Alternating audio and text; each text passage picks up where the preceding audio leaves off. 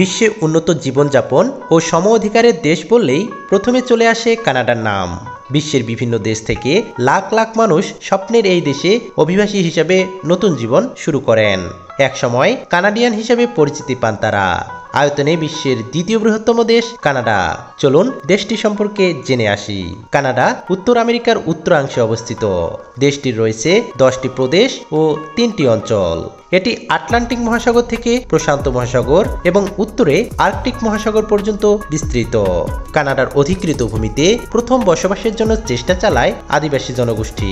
পঞ্চদশ শতকের শুরুতে ইংরেজ এবং ফরাসি অভিযাত্রীরা আটলান্টিক উপকূল আবিষ্কার করে এবং পরে বস্তি স্থাপনের উদ্যোগ নেয়।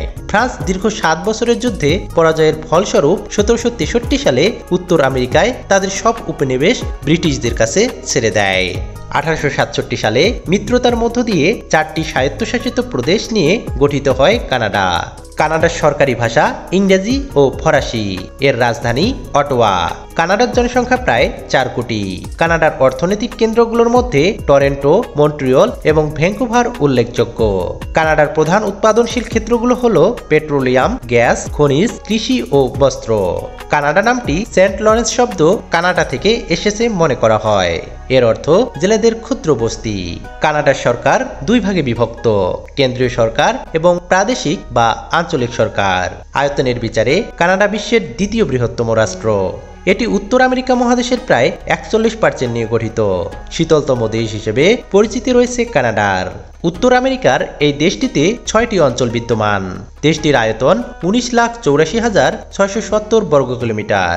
কানাডার জলবায়ুতে গ্রীষ্মকালেও হালকা ভাবসা ঠান্ডা, ভিজা কুয়াশা, শীতকালে ভীষণ ঠান্ডা, বরফাচ্ছন্ন, শুষ্ক এবং তুষারপাত থাকে।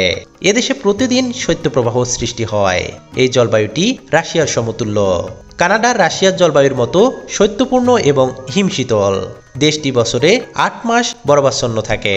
কানাডা বিশ্বের সবচেয়ে ধনী দেশগুলোর একটি।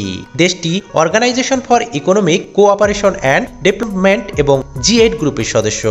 অন্যান্য উন্নত দেশগুলোর মতো কানাডার অর্থনীতির সিংহভাগ সেবামূলক শিল্প নিয়ে গঠিত।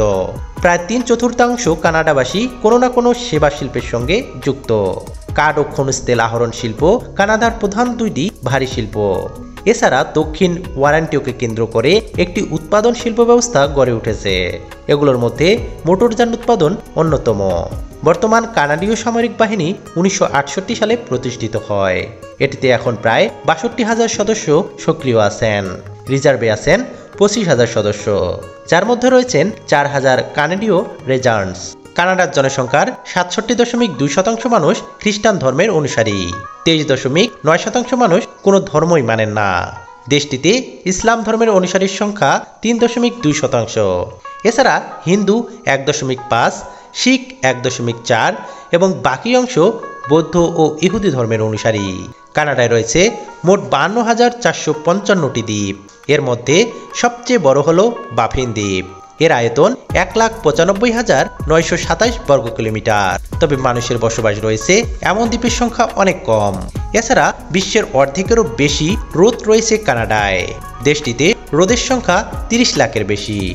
2019 সালের আদমশুমারি অনুসারে কানাডা বিশ্ব থেকে সর্বাধিক সংখ্যক অভিবাসীকে স্বাগত জানিয়েছে। কানাডার জনসংখ্যার 1/5 অভিবাসী। অভিবাসীদের জন্য কানাডা সবচেয়ে পছন্দের দেশ, কারণ দেশটি ঘনবসতিপূর্ণ নয় এবং বিদেশিদের স্থায়ী বা অস্থায়ী থাকার জন্য যথেষ্ট ভূমি রয়েছে। কানাডার জলবায়ু অনেকের জন্য পছন্দনীয়। সরকার নাগরিকদের মানসম্পন্ন জীবনের নিশ্চয়তা দেয়, যা বিশ্বের অনেক দেশের তুলনায় ভালো।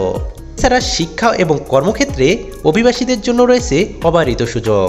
এজন্য অভিবাসীদের প্রিয় দেশ কানাডা। তো বন্ধুরা, আপনি কি কানাডায় ঘুরতে যেতে চান? অবশ্যই কমেন্টসে জানাবেন।